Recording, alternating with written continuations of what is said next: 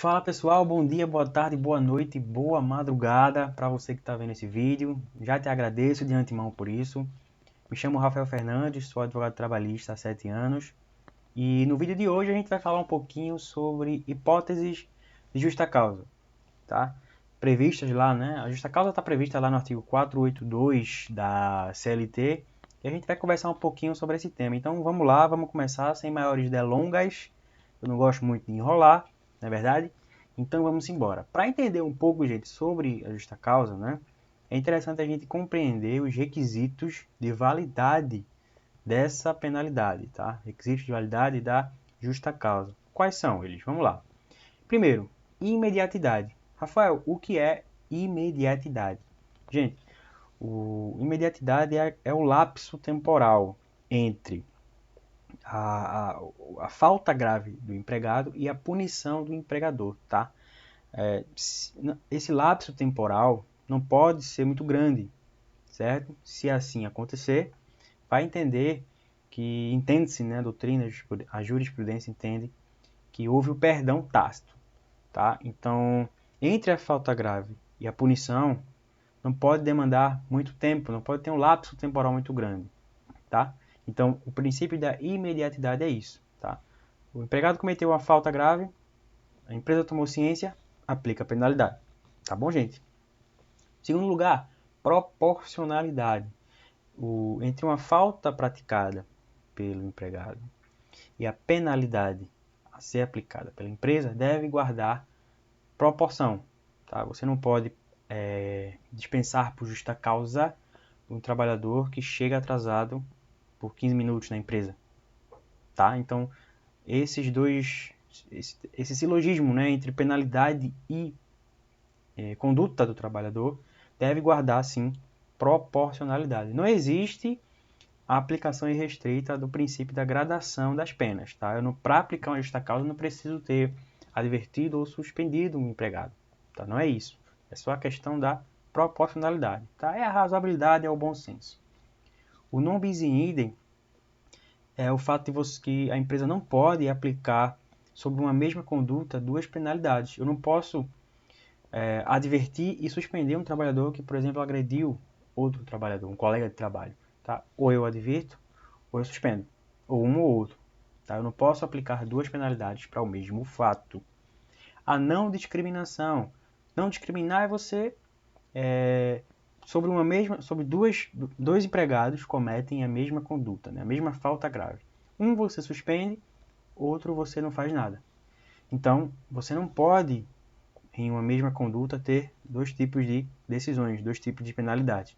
Tá? Essa é a não discriminação. Tá bom, gente? Então, de posse dessas premissas, desses pressupostos, desses requisitos de validade da justa causa, vamos dar eita, quase que não sai.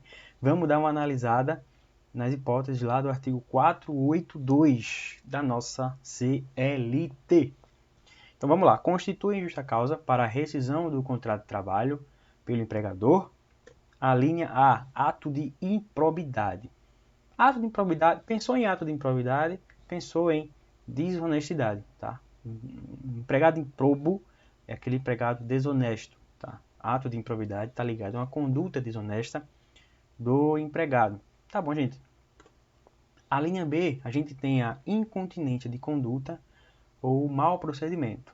A incontinência de conduta é aquele ato imoral praticado pelo empregado de cunho sexual. Tá? É aquele funcionário que é pego na hora do almoço assistindo um vídeo ali pornográfico, tá? Que é pego na escadaria da empresa namorando. Então, é um ato imoral, né? É um ato de cunho sexual, tá bom? O mau procedimento é aquele coringa, tá? Quando uma conduta é reprovável, quando uma conduta praticada pelo empregado ela é reprovável, mas não está ali no rol das alíneas, né, do 482, geralmente a empresa tende a enquadrar ele como mau procedimento. Tá? O mau procedimento, como você está vendo aí, é uma conduta irregular de aplicação subsidiária. Tá? Quando ela não se encaixa, né, quando a conduta não se encaixa nas alíneas, como eu falei, geralmente a empresa enquadra como mau procedimento. Vamos embora.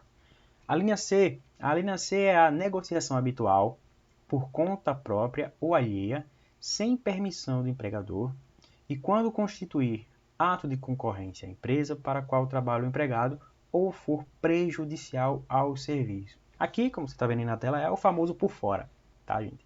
É aquele trabalhador que trabalha numa loja de roupas, por exemplo, vendendo roupas, e o cliente sai da loja sem comprar nada, ele chama o cliente no canto, entrega um cartãozinho dele e fala: ó, fulano, eu também vendo e eu tenho roupas de qualidade e mais baratas, qualquer coisa me liga.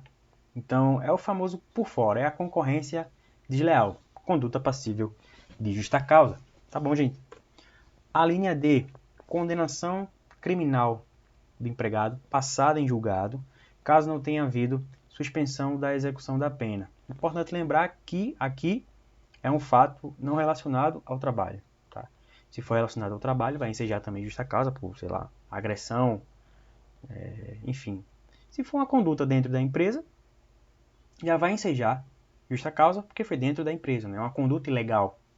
Tá?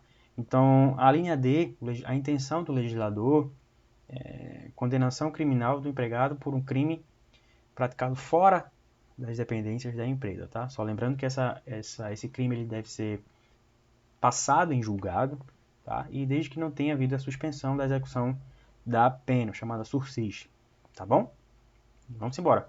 A linha E, desídia no desempenho das respectivas funções. Um trabalhador desidioso é aquele trabalhador desleixado, sem muito compromisso, negligente, passivo, chega atrasado várias vezes dentro do mês, não quer muita coisa com a vida. Então, enseja assim a aplicação da justa causa por desídia, tá, gente? A linha F, embriaguez habitual ou em serviço. Lembrando que são duas coisas diferentes, tá? Existe a justa causa pela embriaguez habitual e a justa causa por embriaguez em serviço. Notadamente, a embriaguez no serviço, ela só pode acontecer uma vez.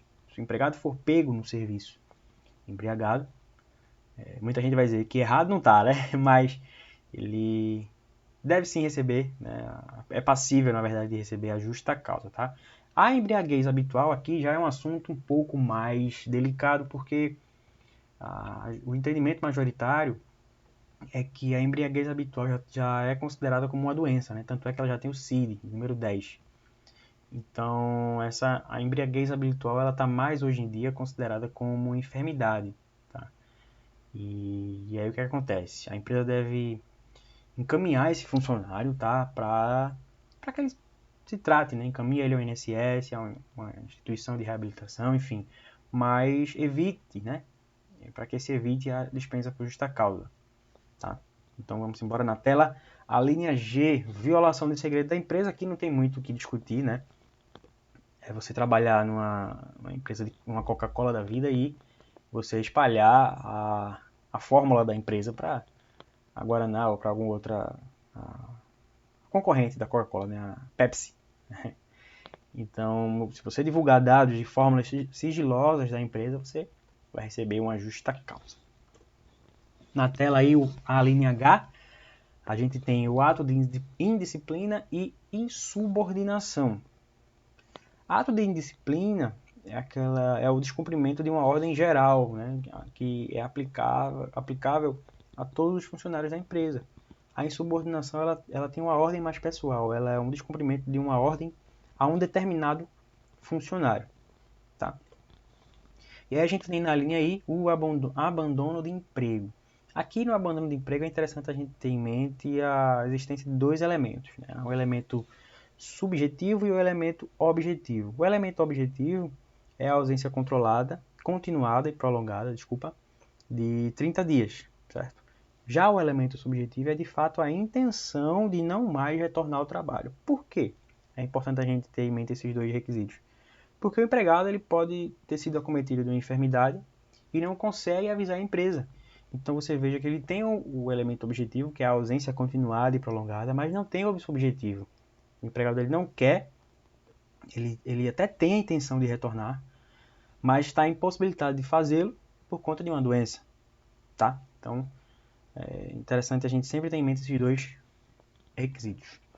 E aí a linha J e a linha K eu coloquei juntas de propósito, tá? Vamos ler e a gente explica direitinho. A linha J, a gente tem Ato lesivo da honra ou da boa-fama praticado no serviço contra qualquer pessoa ou ofensas físicas nas mesmas condições, salvo em caso de legítima defesa própria ou de outrem. A linha K.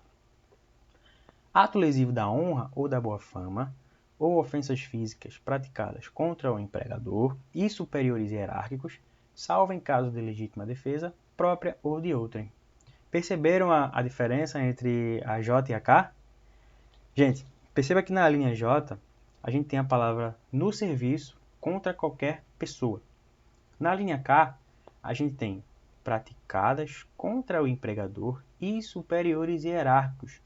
Perceba ainda que a palavra no serviço foi retirada. Então, Rafael, qual é a conclusão que eu tiro dessas duas alíneas?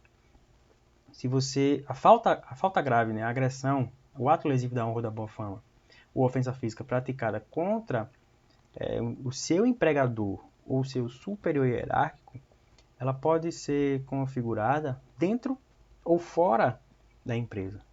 Não há aqui a palavra no serviço, certo?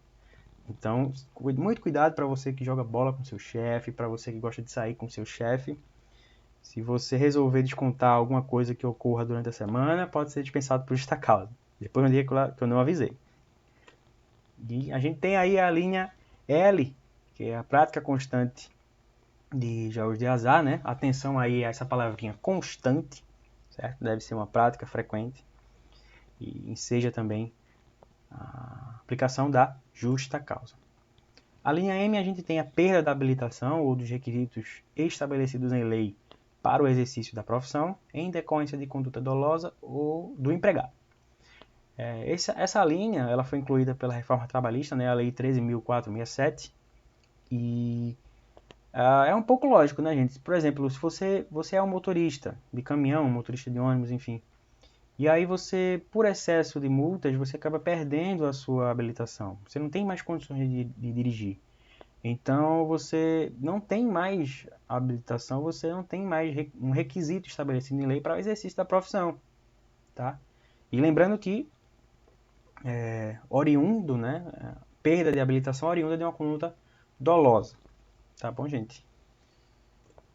E a gente tem então também, por fim, o parágrafo único, que é o ato atentatório à segurança nacional. Essa inclusão, esse parágrafo único, é uma previsão oriunda da concepção política de 60 e não tem mais muita aplicação hoje em dia. Serve só para cair em prova, para a gente errar, não é verdade?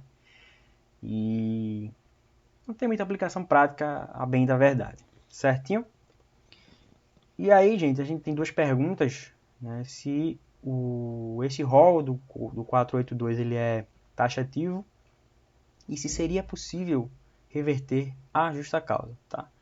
Sim, a resposta é afirmativa nas duas perguntas, certo? O rol é taxativo, o empregado ele só pode ser dispensado por justa causa nas hipóteses previstas do artigo 482, certo?